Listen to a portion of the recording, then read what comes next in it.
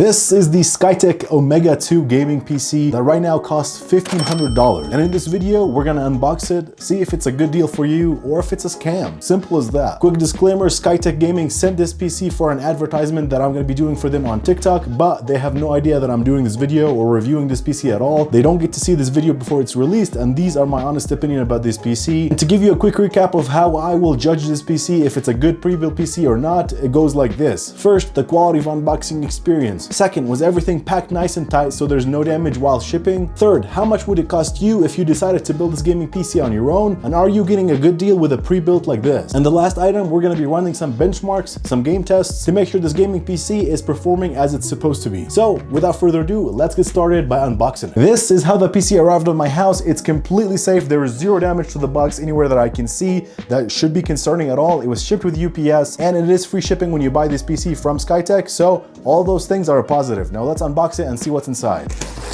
The first thing that you're greeted with is this pamphlet right here. You'll be getting a quality control certificate, which means our actual human being looked at the gaming PC after it was built, made sure everything is running well, and signed off of the paper. This is kind of a nice touch, to be honest. There's some troubleshooting guides. There's all the steps to unbox it and all the troubleshooting steps that you can do if the PC is not functioning. This for me is a huge plus because a lot of pre-built gaming PCs just give you the PC and tell you basically figure it out on your own. Now moving on, you get a box at the top right after that, and in this box I'm assuming you're going to be getting all of the cables that you will need. Not many cables in here. You get the power cable, you get a mouse, which I didn't even know you got a mouse with this. Just looks like a, AliExpress mouse that they gave you. It is white to match the white PC. So just to give you guys an idea, this is the mouse you get with the PC right here. It's a honeycomb shaped mouse.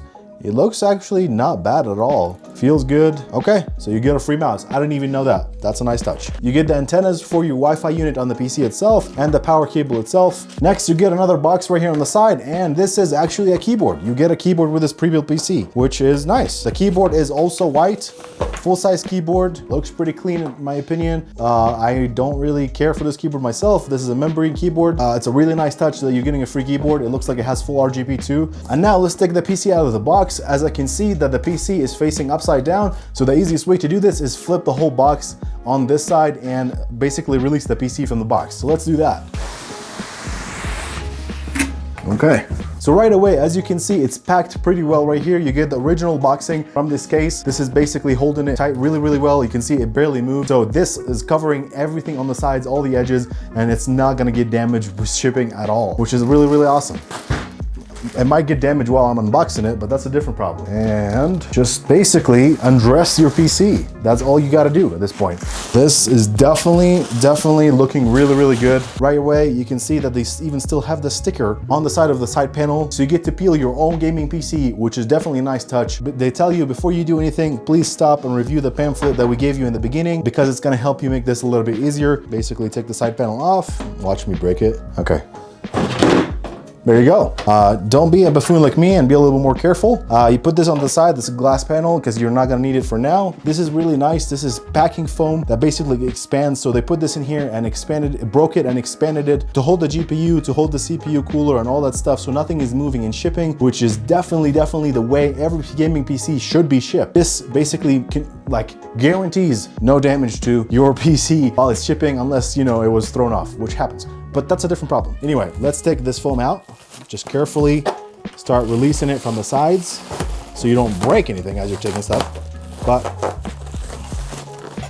And just like that, you can see it's fully shaped to the size of your PC and the shape of your PC inside. And that will go on the side or the trash because you're not gonna need it. And you can see they even take extra measurements by putting more foam under the GPU and around it on this side, which is super, super cool in my opinion. Move this foam too under the GPU. That is it. This is the gaming PC. First look, the first thing that I'm gonna be checking for, which is gonna be basically, is everything plugged in? Let's do that real quick. All cables are in tight. I don't have to push anything. This is just a good practice to do when you get a first gaming PC. Make sure all the cables are plugged in because you don't want to be scratching your head. What is not working? What is working? Make sure everything is not loose. I don't see any problems. So far, nothing is loose on this end. We'll check a little bit on the bottom too. Okay, so some of the foam expanded out of the shipping packet and is on the fan, and that is no fun. So obviously this is not their fault. They can't really control much what the foam is going to do in the PC, but I'm going to clean that real quick in the fan, and so we can actually use this PC. I finally was able to get this thing out of here. This basically happened while this thing was expanding. Somehow it just, you know, punctured a little bit of the top right here against the fan, and some of the stuff that came out, and it just got stuck on the top of the fan. It is really not Skytech's fault, but you can obviously reach out to them and send them a picture and be like, hey, can I get a new fan? I really don't like that there was some residue on my fan. Anyway, moving on from this little hiccup, next steps. A first look at everything. It looks good. Obviously this is a white gaming PC, but there's a lot of black parts in play here. And the main reason pre-built companies do that is because black parts are cheaper to buy. So that's why you'll see black parts in white gaming PCs, but they still included white fans at the top and on the back included, which is really, really nice. But the rest is black. The AIO is black. The GPU is black. The RAM is black. So that is one thing, obviously, that is missing. But that is very, very normal when it comes to pre-built gaming PCs. They are not going to give you an all-white build like some of the ones I have. Everything looks good in the front, but the back also matters. So let's flip this PC, take the side panel off, and just see what cable management looks like. And if they left us any extra cables, I think is very important for companies to start doing. The back looks pretty good. The cable management is really, really nice. Everything's tied up right here with these Velcro straps all the way up the top. On the side there, as you can see over here, zip ties as well, and everything is tidy and nice in there as well. Everything looks plugged in. Nothing is loose as far as I can tell. Obviously we haven't turned it on, so we don't even know, but from just, you know, eye level, everything looks really good to me. The one thing that I'm going to say again, this company and other companies don't do this, but I mean, maybe NZXT has done this before in the past, but when you are sending the customer the PC, just because you think they're not going to need the extra cables that the power supply has or comes with, you should send those to the customer. Because hypothetically, let's say I want to get a better GPU soon. This is a 4070 Super. Let's say I want to get a 4080 or 4080 Super or whatever with this build. I won't be able to do that because I don't have more PCIe cables or the PCIe 5 cable that maybe comes with this power supply, but it doesn't matter. I don't have more cables for this exact power supply used to upgrade my PC, or if some of the cables somehow burnt out and I needed more PCIe cables or, you know, CPU cables or just more SATA cables, I don't have that option. And for me to be able to do that now, I have to go buy either the cables from the company, which is Intermax in this case for this power supply, or I can just buy a new power supply completely and swap it out and have all the cables from the box. So it's not going to cost you much. You have the place in the box, just throw it all in there. Just make it look ugly, it doesn't matter. Just send the cables with the power supply. That is,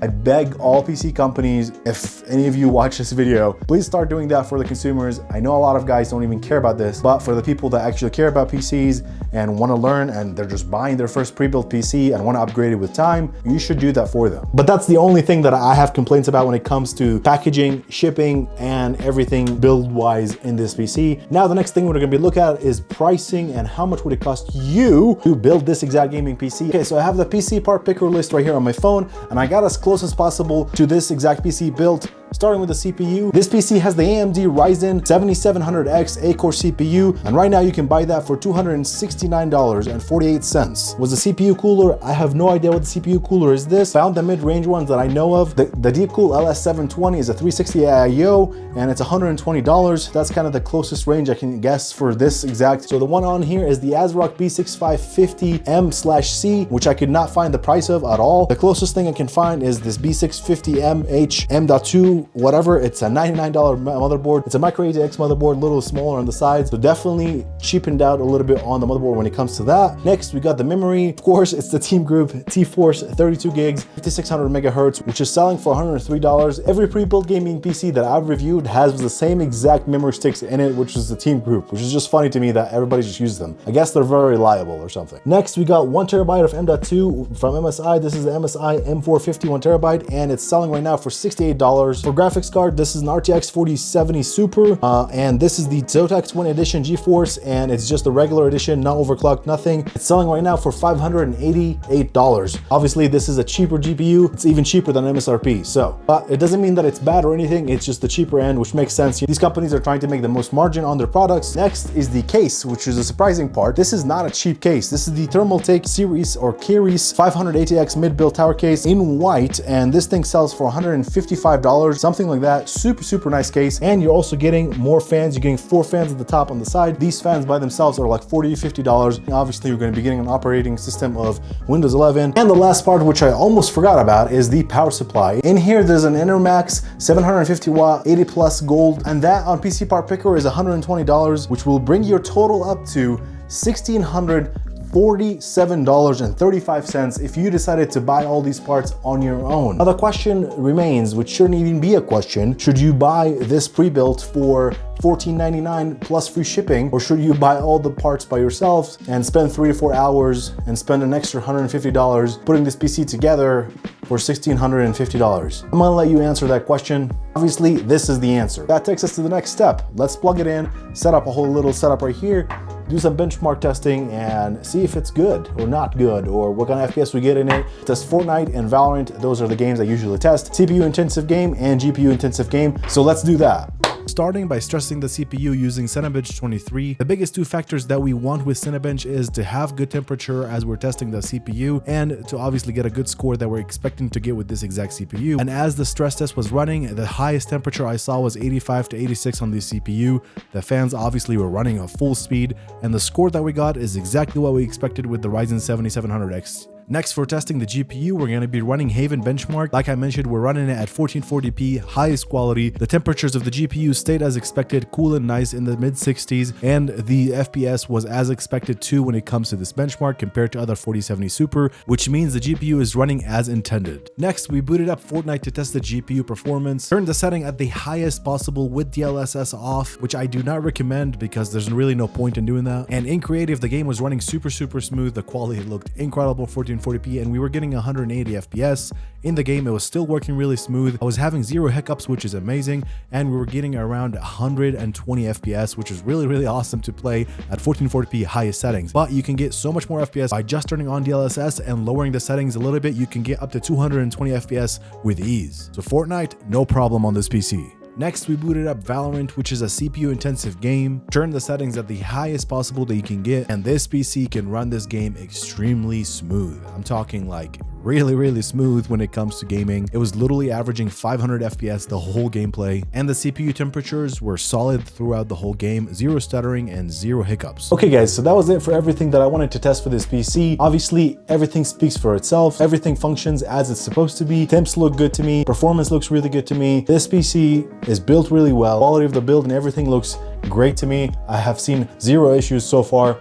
So yeah, I mean, this is basically a wrap up. And to answer your question is if you should buy this gaming PC and if you're getting a good deal. The only thing that was a little bit questionable is just the motherboard is a little bit on the cheaper side, but everything else is really good quality. All the parts are really nice quality, and most importantly, you're getting 1 year warranty, and the build quality is really good, and everything's performing as it's supposed to be.